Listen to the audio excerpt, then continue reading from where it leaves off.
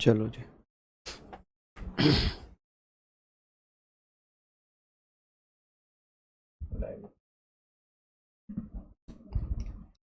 नमस्कार साथियों, मैं अजीत स्वागत करता हूं आपके अपने प्यारे परिवार रोजगार विद अंकित पर। कैसे हैं आप सब लोग? आशा करता हूं बहुत अच्छे होंगे, स्वस्थ होंगे, लाजवाब होंगे। जल्दी से लाइव आ जाइए, जुड़ जाइए मेरे साथ। आज हम लोग बात करेंगे आधुनिक भारत के इतिहास की। हालांकि स्टार्टिंग हमने कल ही कर दी थी यूरोपियन कंपनियों के आगमन से। आज हम लोग बात करेंगे करनाल के युद्ध से। करनाल का युद्ध कब हुआ था? हम सब लोगों ने बहुत अच्छे से सारी चीज़ें अब तक पढ़ते हुए आए हैं, और मैं आशा भी यही करूँगा कि जितनी भी चीज़ें मैं आपको कराता हुआ चल रहा हूँ आप लोग करते हुए चलें। ठीक है जी। चलिए, तो ज़्यादा से ज़्यादा संख्या में आप लोग जुड़ जाएंगे। हम लोग कल यूरोपियन कंपनियों का आगमन पढ़ चुके हैं। इसके बाद हम लोग करनाल के युद्ध से पढ़ना स्टार्ट करेंगे कि करनाल का युद्ध कब हुआ था, किस किस के मध्य हुआ था, किसने किसको पराजित किया था। देखिए, करनाल का युद्ध 1739 में हुआ था। ये मुझे बताएं, क्या मैंने बता दिया था करनाल का युद्ध? जल्दी जल्दी से। नहीं अच्छे से क्या, थोड़ा सा घर शिफ्टिंग चल रही थी, तो रात 2-2:30 बजे तक तो घर शिफ्ट किया। फिर वो सामान लगाने में समय लगा, लगभग 4 बजे के आसपास सोए हैं, और फिर सुबह ही 8 बजे जग कर आपकी क्लास में आ गए हैं। इसलिए थोड़ा सा ऐसा आपको लग रहा होगा कि आज फ्रेश नहीं है ना, ऐसा आज लग रहा होगा। चलिए, बहुत बढ़िया। हम लोग बात कर लेते हैं। जब हम यहाँ पर पढ़ रहे आधुनिक भारत का इतिहास, तो ये मुझे बताइए, क्या हमने करनाल का युद्ध पढ़ लिया था? नहीं पढ़ा था। हम लोग यहाँ पर पढ़ने वाले हैं करनाल का युद्ध। कौन सा भैया? करनाल का युद्ध। आप कहेंगे सर करनाल का युद्ध। जब हम करनाल का युद्ध पढ़ते हैं, बैटल ऑफ करनाल पढ़ते हैं, आप कहेंगे द बैटल ऑफ करनाल। ऐसे करके आप लोग लिख सकते हैं द बैटल ऑफ करनाल।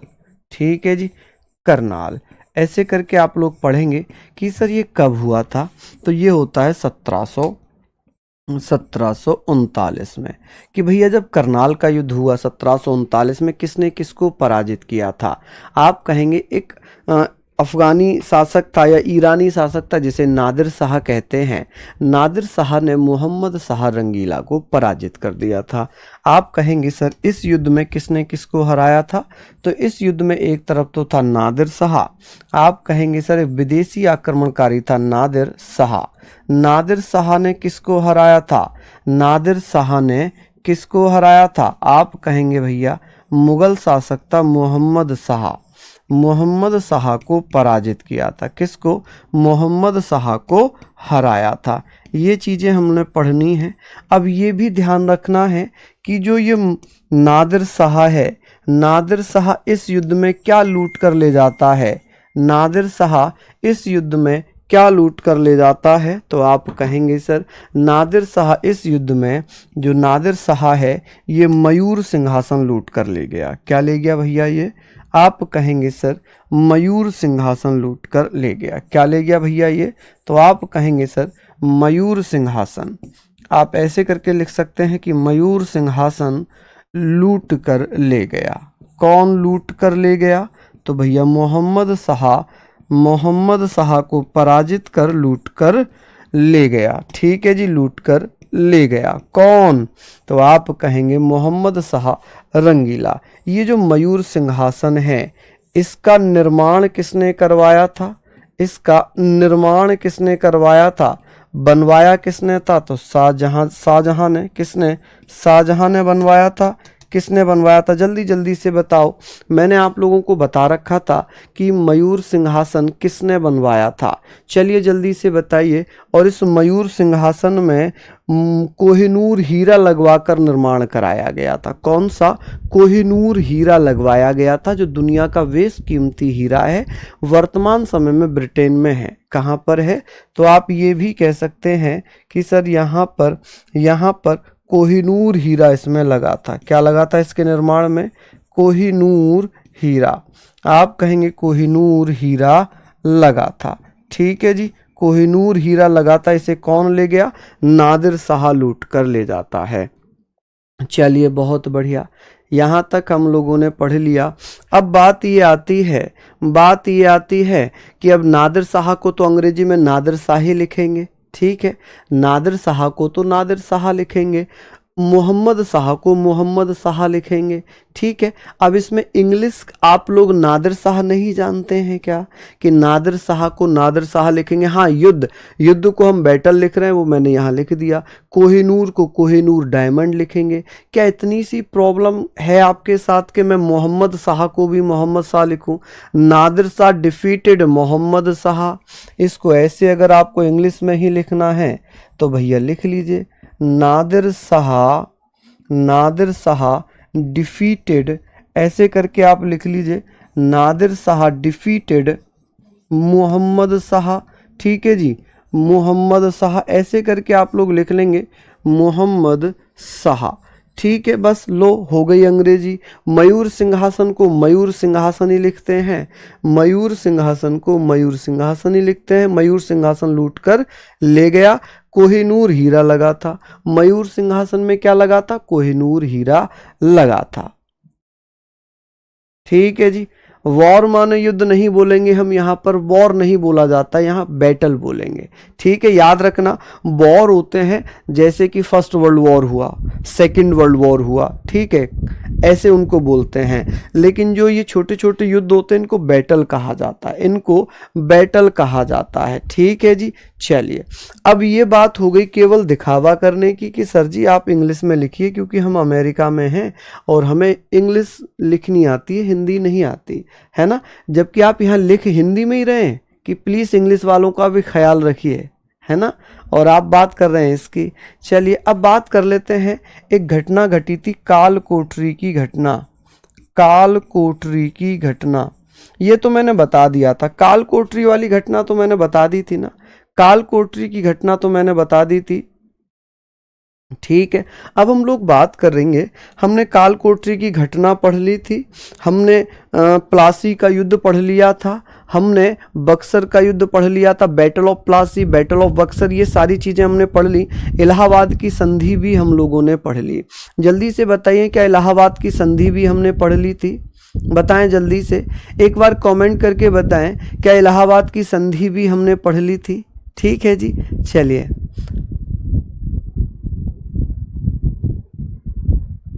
बताएं जी। हाँ जी, तो वो हमने पढ़ ली थी।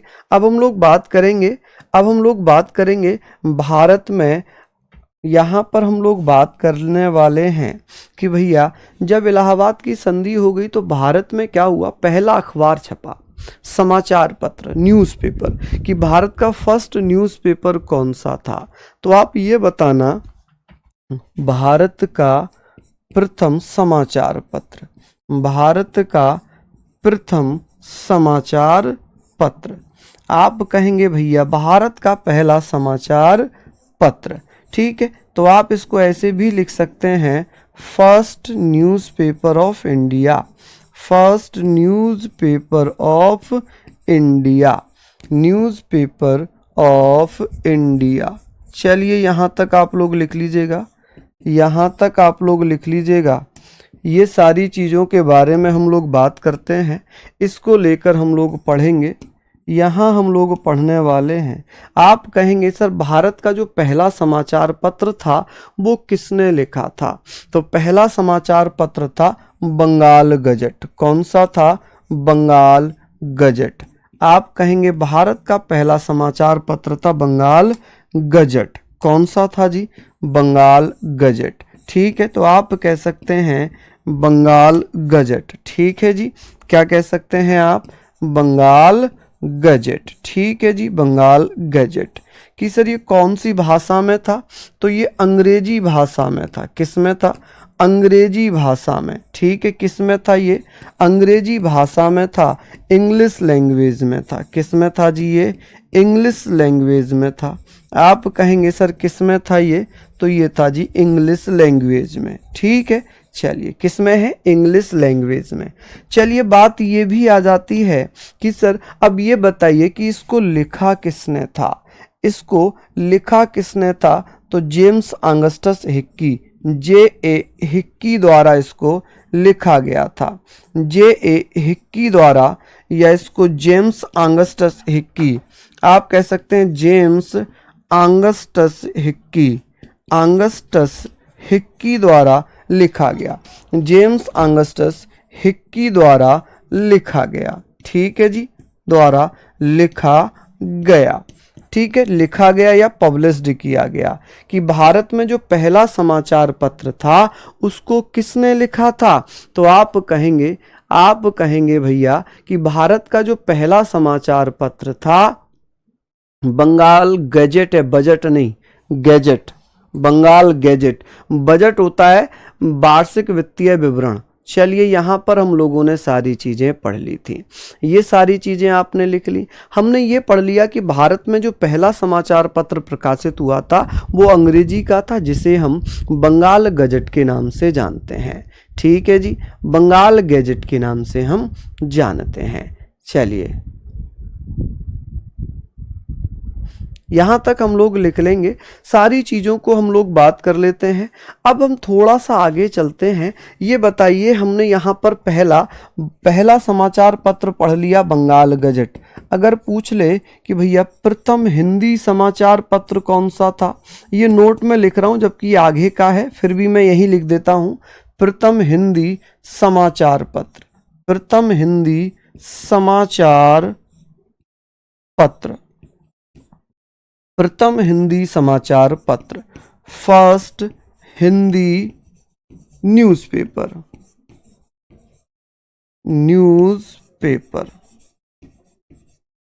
फर्स्ट हिंदी समाचार, फर्स्ट हिंदी न्यूज़पेपर। इसको कब पब्लिश्ड किया जाता है? 1826 में। 1826 में उदंत मार्तंड, कौन? उदंत मार्तंड, एक भैया समाचार पत्र था उदंत मार्तंड। ये हिंदी समाचार पत्र है और इसके लेखक कौन थे? किसने पब्लिश्ड किया था ये? तो आप कहेंगे जुगल किशोर, जुगल किशोर तिवारी। हालांकि आप जुगल किशोर लिखिए कि केवल जुगल किशोर यहाँ पर नाम आता है, कभी कभी जुगल किशोर तिवारी आता है। कि भारत में पहला समाचार पत्र बंगाल गजट, भारत में पहला अंग्रेजी समाचार पत्र बंगाल गजट, भारत का पहला हिंदी समाचार पत्र क्या होगा? आप कहेंगे सर उदंत मार्तंड। कौन सा? उदंत मार्तंड। आप ऐसे पढ़ सकते हैं, जब हम यहाँ पर बात कर रहे थे भारत का पहला समाचार पत्र, फर्स्ट न्यूज़पेपर ऑफ इंडिया, आप कहेंगे बंगाल गजट। कौन सा था? बंगाल गजट। बंगाल गजट को किसने लिखा था? जेम्स ऑगस्टस हिक्की ने। किसने? जेम्स ऑगस्टस हिक्की ने। इसको कब प्रकाशित किया था? तो इसको प्रकाशित किया था 1780 में।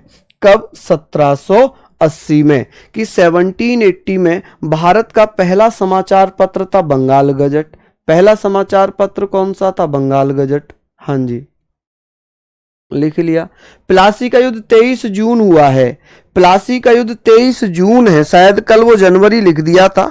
हालांकि प्लासी का युद्ध 23 जून में था। प्लासी का युद्ध आप लोग जरूर लिख लेना 23 जून।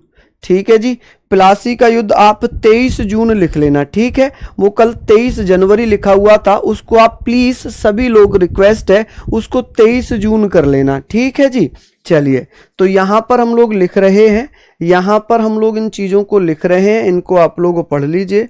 यहाँ तक भी हमने पढ़ लिया, ये सारी चीज़ें हम लोगों ने बात कर ली। वो 23 जून है, जनवरी नहीं है, 23 जून है। ठीक है जी, 23 जून होगा, ये अब हम लोगों ने पढ़ लिया। ठीक है, यहाँ तक आप लोग बताओ, अब किसी को कोई दिक्कत है क्या? अब किसी को कोई दिक्कत है क्या? अब 1780 हमने बंगाल गजट पढ़ा था। अब भैया बंगाल गजट के साथ 1784 में बंगाल एशियाटिक सोसाइटी की स्थापना हो गई। 1784 में क्या हो जाता है? बंगाल एशियाटिक सोसाइटी की स्थापना होती है। Bengal Asiatic Society, Bengal Asiatic Society. कि भैया बंगाल एशियाटिक सोसाइटी की स्थापना किसने की थी? तो आप बताएंगे बंगाल एशियाटिक सोसाइटी की स्थापना किसने की थी? एशियाटिक सोसाइटी ऑफ बंगाल, इसको ऐसे लिखते हैं, इसको लिखते हैं एशियाटिक सोसाइटी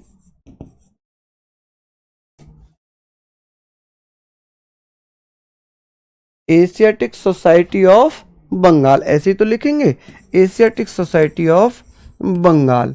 यहां पर हम लोग बात कर ले रहे हैं कि भैया ये बताइए कि इसका संस्थापक कौन था, किसने स्थापना की थी इसकी, संस्थापक कौन है, संस्थापक, फाउंडर कौन होगा, फाउंडर।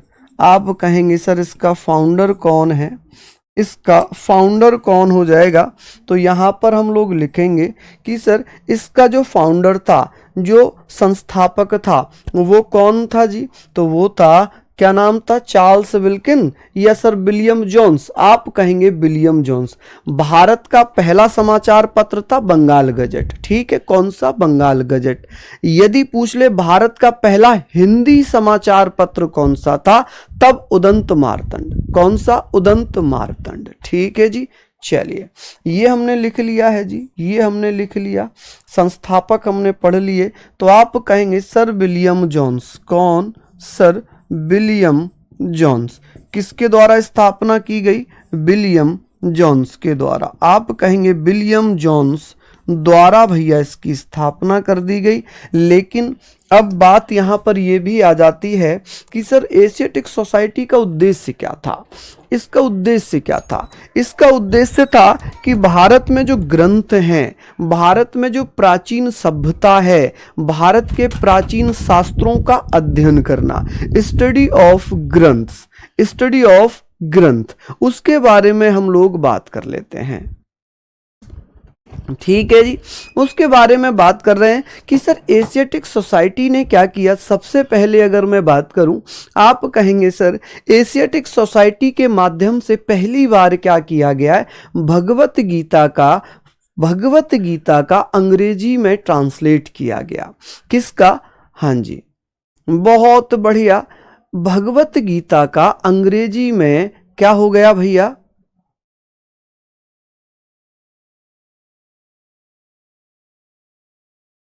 एक मित्र है, क्या पढ़ा रहे हो, ये जो है ना, ये फारसी भाषा चल रही है और मैं उर्दू लिख रहा हूँ, फारसी भाषा चल रही है, मैं उर्दू लिख रहा हूँ, ठीक है जी, फारसी भाषा में उर्दू लिखी है, और ये जो है, ये जो है मैंने रसियन भाषा लिख दी है यहाँ पर, ठीक है जी।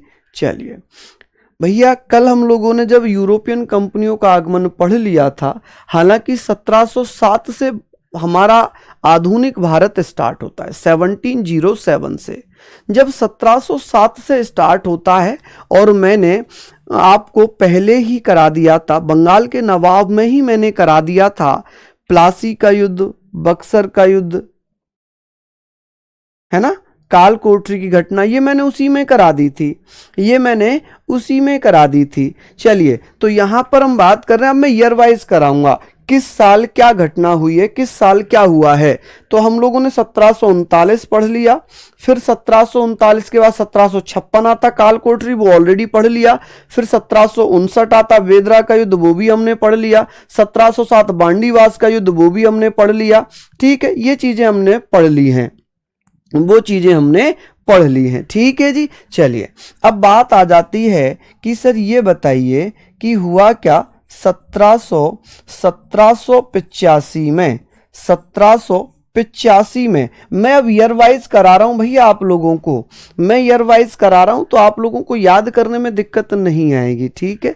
1785 में चार्ल्स विल्किंस द्वारा, किसके द्वारा, चार्ल्स विल्किंस द्वारा क्या किया गया, विल्किंस द्वारा, आप कहेंगे सर चार्ल्स विल्किंस द्वारा क्या किया जाता है, चार्ल्स विल्किंस द्वारा भगवत गीता का, भगवत गीता, आप कहेंगे भगवत गीता का फारसी में अनुवाद कराया, सॉरी अंग्रेजी में अनुवाद किया, किस में भैया, अंग्रेजी में अनुवाद किया, अंग्रेजी में ट्रांसलेट किया या अनुवाद किया, क्या किया जी, ट्रांसलेट किया या अनुवाद किया। आप ऐसे भी लिख सकते हैं कि भैया एशियाटिक सोसाइटी का जो काम था, ये क्या था? ये काम था कि भारतीय शास्त्रों को पढ़ना, अध्ययन करना और उनको फिर अंग्रेजी भाषा में समझकर ट्रांसलेट कर लेना।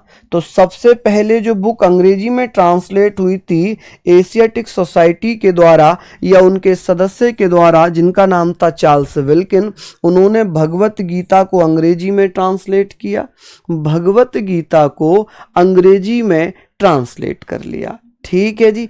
अब बात आती है, जब भगवत गीता को अंग्रेजी में ट्रांसलेट किया तो ये सबसे प्रथम, ये तो था प्रथम, ऐसा प्रथम जिसे एशियाटिक सोसाइटी के द्वारा अंग्रेजी में ट्रांसलेट किया गया हो।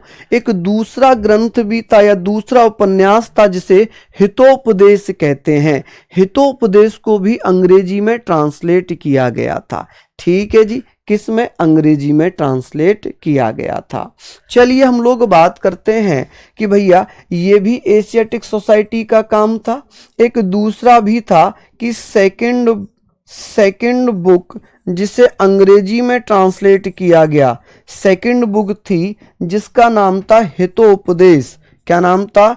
हितोपदेश। आप कहेंगे सर हितोपदेश की हितोपदेश को अंग्रेजी में किसने ट्रांसलेट करवाया था? तो एशियाटिक सोसाइटी के सदस्यों द्वारा। आप कहेंगे सर हितोपदेश, हितोपदेश ऐसे करके लिख लेना। हितोपदेश को अंग्रेजी में ट्रांसलेट किया गया। ठीक है जी, ट्रांसलेट इन इंग्लिश, अंग्रेजी में अनुवाद किया या ट्रांसलेट किया। क्या किया जी? ट्रांसलेट किया। चलिए यहां पर आप लोग लिख लीजिए ट्रांसलेट किया गया। पहली पुस्तक या पहला ग्रंथ जिसे अंग्रेजी में ट्रांसलेट किया था भगवत गीता। दूसरी बुक कौन सी थी जिसे अंग्रेजी में ट्रांसलेट किया गया था? वो थी हितोपदेश। कि अंग्रेजों के द्वारा किसके? तो आप यहाँ पर सिंपल सी चीजें हैं, यहाँ पर सिंपल सी चीजें हैं। बहुत बढ़िया, लाजवाब। तो ऐसे ही आप लोग यहाँ पर पढ़ते रहना।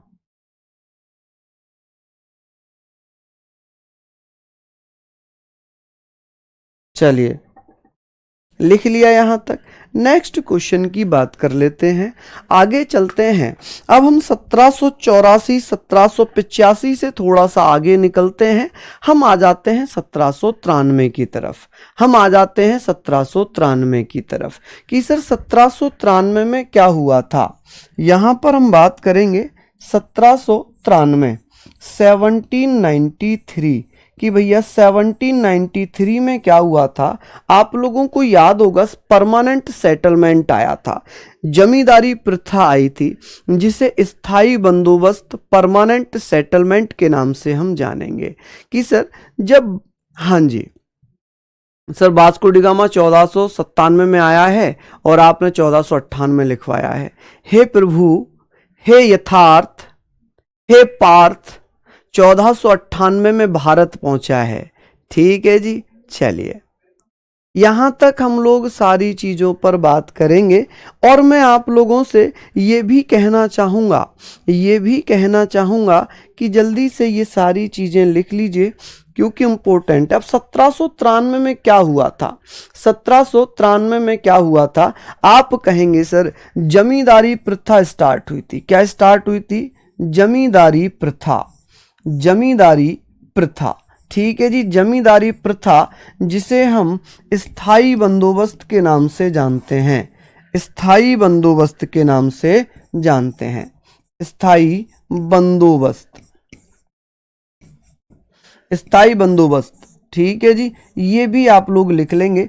स्थायी बंदोबस्त हम लोग पढ़ेंगे कि भैया ये कब स्टार्ट हुआ था? 1793 में। अब इसको लागू करने वाला कौन था? आप कहेंगे सर कार्नवालिस। कौन था जी इसको लागू करने वाला? तो आप कहेंगे सर ये कार्नवालिस के द्वारा लागू किया गया। किसके द्वारा? कार्नवालिस के द्वारा लागू किया गया। ये व्यवस्था क्या थी? कार्नवालिस। आप कहेंगे कार्नवालिस द्वारा लागू किया गया। किसके द्वारा इंप्लीमेंट किया गया? लागू किया गया, किया गया। चलिए यहां हम लोग बात करेंगे, यहां हम लोग बात कर लेंगे। आप कहेंगे सर यहाँ पर हम लोग बात कर रहे हैं कि जमींदारी प्रथा स्थायी बंदोबस्त जिसे कॉर्नवालिस के द्वारा लागू किया गया था, इसे हम भूराजस्व व्यवस्था भी कहते हैं। इसे हम भूराजस्व व्यवस्था भी कहते हैं। क्या कहते हैं? भूराजस्व व्यवस्था, या इसको परमानेंट सेटलमेंट भी कहते हैं। भूराजस्व प्रथा या परमानेंट सेटलमेंट कहते हैं। अब ये है क्या? ये क्या है? आप कहेंगे कि एक ऐसी प्रथा थी जिसमें, जैसे आजकल चकबंदी होती है ना, चकबंदी, उसी प्रकार की एक प्रथा थी। जब कभी जो बड़े बड़े जमींदार थे उन्होंने क्या किया, अंग्रेजों को घूस दे दी, पैसा दे दिया और छोटे छोटे खेतों को बड़े बड़े खेतों में कन्वर्ट कर लिया। जैसे किसी का खेत यहाँ है, किसी का एक वहाँ है, तो वो क्या करते हैं कि भाई जो चकबंदी अधिकारी होता है उसे पैसे देते हैं और उससे कहते हैं भाई हमारे छोटे छोटे टुकड़े हैं, इन्हें एक साथ एक जगह पर हमें दे दो। इसे कहते हैं चकबंदी। तो उस समय क्या था कि भैया ज़मीनें स्थायी कर दी गई, ज़मीनें स्थायी कर दी गई, क्योंकि जो लगान लिया जाता था वो छोटे छोटे टुकड़ों में बड़ा मुश्किल हो जाता था। तो इसलिए अंग्रेजों ने ये कहा कि भाई ऐसा करते हैं कि लगान जो है स्थायी कर देते हैं। लगान को क्या करते हैं? स्थायी कर देते हैं।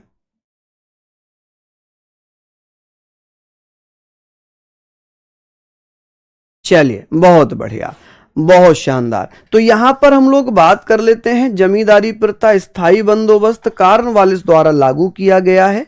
आगे हम लोग बात करेंगे कि सर ये हमने पढ़ लिया। अब बात आती है कि सहायक संधि की। सहायक संधि जिसे क्या बोलेंगे भैया?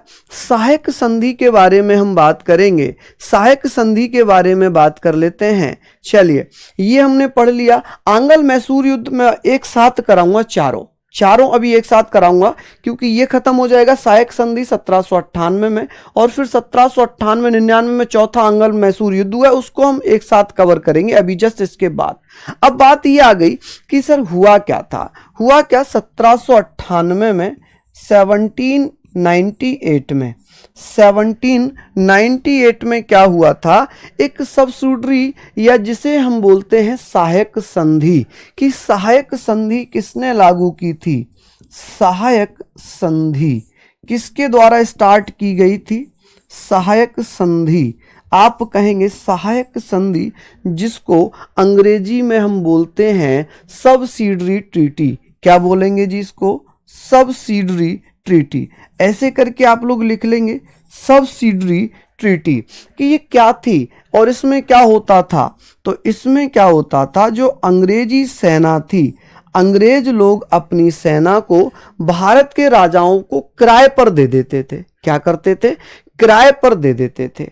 जब किराए पर देते थे तो भैया केवल और केवल इसलिए दी जाती थी कि भारत के राजा अंग्रेजी सेना को लेकर, इंग्लिश जो ब्रिटिश आर्मी थी उसको लेकर किसी भी भारतीय राजा पर क्या करते थे भैया? उन पर आक्रमण कर देते थे। लेकिन यदि कोई अंग्रेजी सेना लेकर अंग्रेजी ही किसी ऑफिसर पर या किसी पर आक्रमण करना चाहे तो नहीं कर सकता था। अब बात ये आती है कि सर इस संधि को लागू किसने किया था? इसको इम्प्लीमेंट किसने किया था? लागू या इसको इम्प्लीमेंट किसने किया था? इसका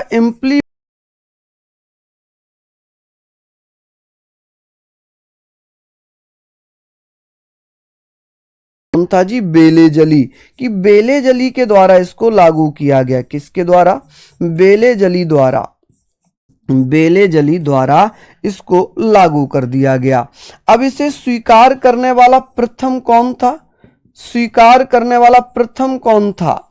किसने संधि को स्वीकार किया था? स्वीकार करने वाला प्रथम कौन था? प्रथम पूछा जाता है। आप कहेंगे सहायक संधि को स्वीकार करने वाला प्रथम व्यक्ति कौन था? करने वाला प्रथम राज्य। तो आप कहेंगे सर प्रथम राज्य कौन सा बना? तो आप बताना हैदराबाद। कौन बन गया जी? हैदराबाद। किसने भैया इसको स्वीकार किया था? हैदराबाद को। ठीक है जी, किसको? हैदराबाद। आप कहेंगे हैदराबाद, और अगर राजा पूछा जाए, राज्य तो हैदराबाद है, अगर राजा पूछा जाए तो हैदराबाद के राजा को निजाम कहा जाता था। क्या कहते थे? निजाम कहते थे। और उस निजाम का नाम क्या था? आप कहेंगे सर उसे निजाम के नाम से ही जानते थे। हैदराबाद का जो राजा था उसे निजाम के नाम से जानते थे। तो आप बता देना निजाम ने सहायक संधि को स्वीकार कर लिया। किसको? सहायक संधि को। ये बंगाल के नवाब के बाद लिखना है क्या? नहीं भाई, नहीं। जैसे हमने अभी कल यूरोपियन कंपनी पढ़ी है, उसके बाद फिर ये पढ़ना है आधुनिक भारत डालकर। ठीक है। अब आप जीडी के लिए पढ़ रहे हैं, अब आप कोशिश कर रहे हैं मैं यूपीएससी का आपको पढ़ाऊं, तभी तो समस्या है, तभी तो पता है स्मार्ट वर्क में वही तो प्रॉब्लम होती है। मैं फिर सारा कुछ पढ़ना चाहता हूं और फिर मुझे याद कुछ भी नहीं होता है।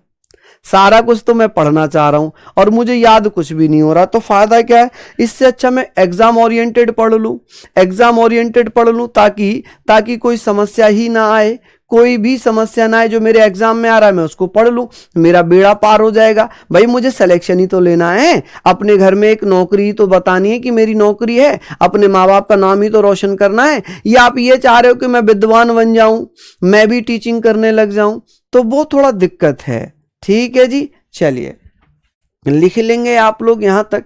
बात आती है आंग्ल मैसूर युद्ध की। आंग्ल मैसूर युद्ध कि भैया आंग्ल मैसूर युद्ध कितने हुए थे? आंग्ल मैसूर युद्ध आप कहेंगे सर आंग्ल मैसूर युद्ध। मैसूर युद्ध यानी कि एंग्लो मैसूर वॉर के नाम से इसे हम कहेंगे। ठीक है जी, इसे हम क्या कह सकते हैं? एंग्लो मैसूर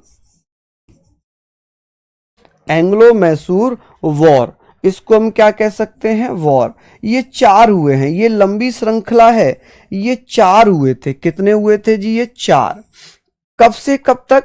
तो आप कहेंगे सर ये 4 होते हैं 1767 से लेकर 1767 से 1799 तक। कब से कब तक? 1767 से 1799 तक।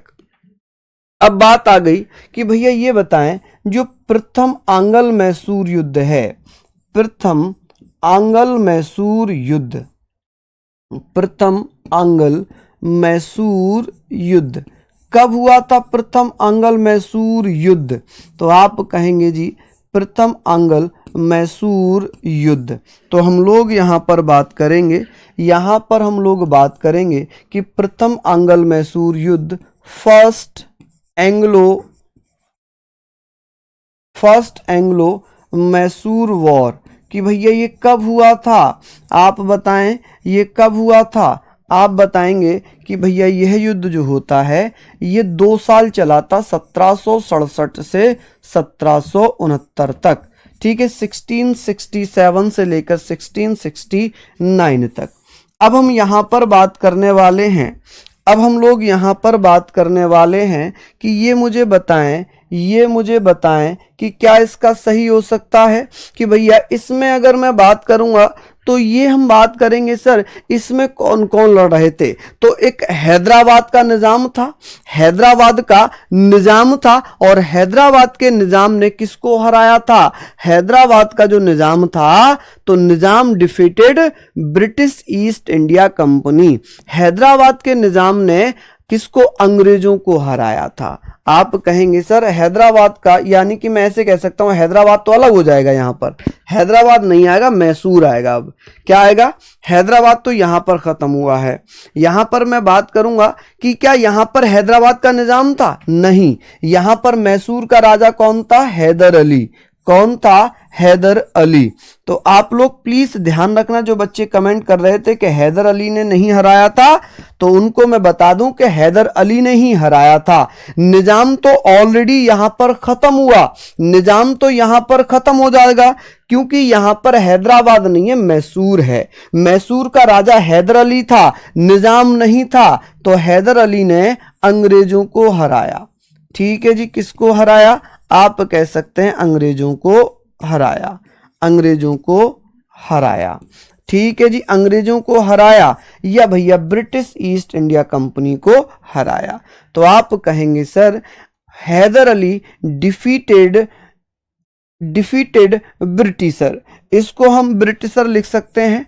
ऐसे करके आप लोग लिख सकते हैं भैया हैदर अली, आप ऐसे करके लिख सकते हैं हैदर अली डिफीटेड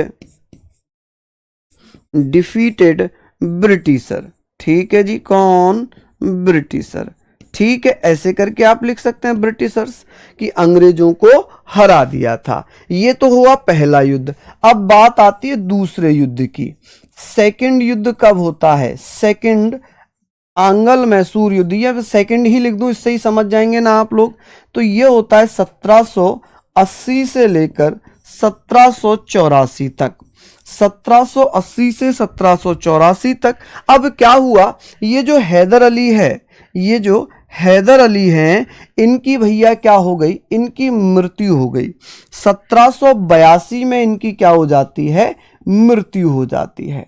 1782 में मृत्यु हो गई। क्या हो गई जी? इनकी मृत्यु हो गई। हालांकि स्टार्ट इन्होंने किया, लेकिन इनके बेटे का नाम था टीपू सुल्तान। अब यहां पर अंग्रेजों के द्वारा टीपू सुल्तान को हरा दिया गया। अंग्रेजों द्वारा हैदर अली का बेटा था टीपू सुल्तान, उसको पराजित कर दिया। टीपू सुल्तान जो हैदर अली के बाद मैसूर का राजा बना, टीपू सुल्तान को हराया।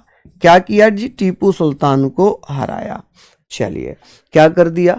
टीपू सुल्तान को पराजित कर दिया। अब यहां पर हमने पढ़ लिया कि बाकी थर्ड युद्ध क्या होगा। तीसरा युद्ध कब लड़ा गया था? तीसरा युद्ध लड़ा जाता है 1790 से 1792 में। ठीक है जी, इसमें किसने किसको पराजित किया था?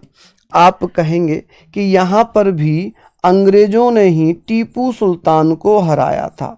यहां पर भी अंग्रेजों ने टीपू सुल्तान को हराया। किसको? टीपू सुल्तान को हराया। किसको हराया? टीपू सुल्तान को हरा दिया। चलिए, यहां पर हम लोग बात कर लेते हैं, ये सारी चीजें हैं। फोर्थ की अगर बात होगी तो आप कहेंगे सर 1799 में चौथा आंग्ल मैसूर युद्ध हुआ है। इसमें अंग्रेजों ने टीपू सुल्तान की हत्या कर दी। अंग्रेजों ने टीपू सुल्तान को हराया और उसकी हत्या कर दी। टीपू सुल्तान को हराया एवं उसकी हत्या कर दी।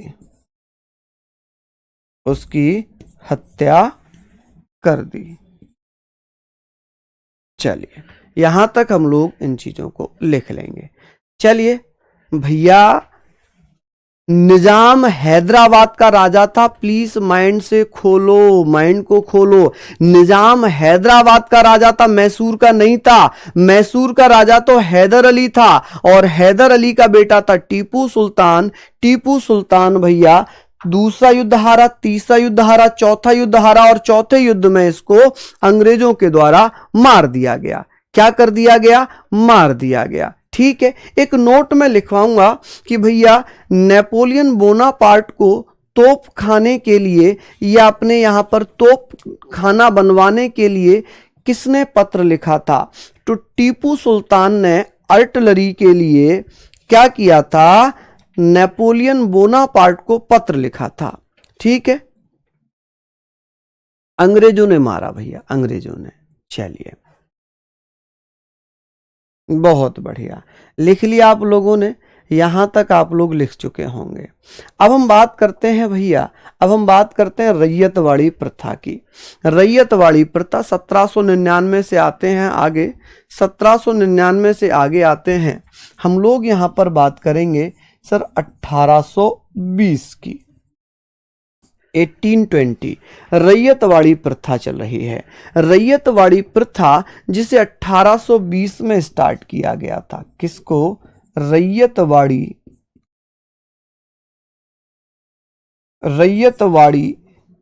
प्रथा, रैयतवाड़ी सिस्टम भी इसको कहते हैं, लेकिन आप लोग रैयतवाड़ी प्रथा ही लिखना। आप इसको रैयतवाड़ी ऐसे करके, रैयतवाड़ी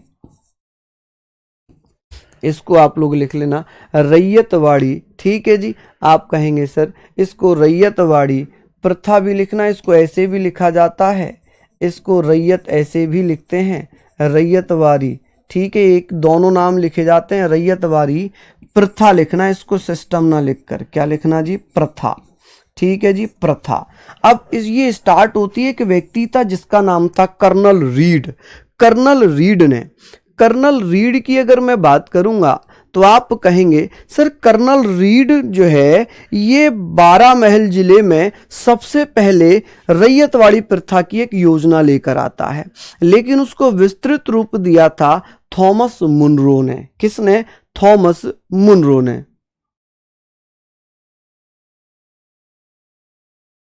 चलिए, हम लोग यहाँ पर बात कर रहे हैं, हम लोग यहाँ पर बात कर रहे हैं कि सर इसका प्रस्ताव किसने दिया था? प्रस्ताव दिया था भैया कर्नल रीड ने। किसने? कर्नल रीड ने। और कर्नल रीड ने इसे कहाँ पर लागू किया था? तो 12 महल जिले में। कहाँ पर? 12 महल जिला, 12 महल जिला। ये कहाँ पड़ता है जी? तमिलनाडु में के साउथ में है, ठीक है जी। लेकिन अगर बात करें इसको स्टार्ट किसने किया था? इसको स्टार्ट करने वाला था थॉमस मुनरो। कौन था जी? Thomas Munro. आप कहेंगे थॉमस मुनरो, कि थॉमस मुनरो के द्वारा इसे स्टार्ट किया गया। इसमें क्या होता था? इसमें क्या होता था? इसका उद्देश्य क्या था? इसका उद्देश्य था जो गांव के किसान थे ना, यहां पर बात कर लेते हैं, जो गांव के किसान थे, गांव के किसानों द्वारा जो टैक्स होता था, गांव के किसानों द्वारा कंपनी को लगान दिया जाता था। मतलब डायरेक्ट वो लगान देते, द्वारा कंपनी को डायरेक्ट लगान देते थे। क्या करते थे जी? डायरेक्ट यानी कि सीधे, सीधे यानी कि डायरेक्ट जाकर स्वयं क्या करते थे? कंपनी को डायरेक्ट स्वयं, ऐसे करके लिख लो, सीधे को यहां छोड़ो, स्वयं ऑन, स्वयं लगान देते थे। क्या करते थे? लगान यानी कि टैक्स देते थे। क्या करते थे जी? टैक्स देते थे, देते थे। अब इसके बाद भैया एक व्यवस्था और आ गई जिसे महालवाड़ी प्रथा कहा गया। क्या कहा गया? महालवाड़ी प्रथा कहा गया। अब महालवाड़ी प्रथा में क्या होगा? महालवाड़ी प्रथा में क्या होगा कि महालवाड़ी प्रथा में क्या हुआ कि उसमें गांव का मुखिया गांव के किसानों से लगान लेने लग गया और वो कंपनी को जमा करने लग गया, यानी कि थर्ड पर्सन। जब बीच में कोई थर्ड पर्सन आएगा तो प्रॉब्लम्स होनी स्टार्ट हो जाती हैं। तो वो क्या करने लग गया? वो दलाली करने लग गया। वो क्या करने लग गया? वो दलाली करने लग गया। दलाली का मतलब समझ रहे हैं क्या होता है? वो यहाँ पर ब्रोकरेज लेने लग गया। मतलब गांव के किसानों से 5 रुपए ले रहा है, कंपनी में जाकर 4 रुपए जमा कर रहा है। तो वो अपने लिए भी बचा रहा है, अपने लिए भी बता रहा है। समझ रहे हैं आप लोग मेरी बात? तो यहां पर हम लोग इन चीजों पर बात करते हुए चलेंगे। तो आप लोग प्लीज इसको लिख लीजिए। महालवाड़ी प्रथा से हम कल स्टार्ट करेंगे। मिलते हैं 12 बजे आपके जीएस के प्रैक्टिस सेट में। तब तक के लिए अलविदा। जय हिंद, जय भारत। और सुनो, ये मैं इसलिए करा रहा हूं ईयर वाइज ताकि आपको याद करने में दिक्कत ना आए। 1739 से पढ़े थे हम, 1820 पे आ गए। ऐसे ही मैं 1947 तक करा दूंगा। यकीन मानना कि आपको बहुत बेहतरीन तरीके से हिस्ट्री हो जाएगी। ठीक है, चलिए तो धन्यवाद, नमस्कार, जय हिंद, जय भारत।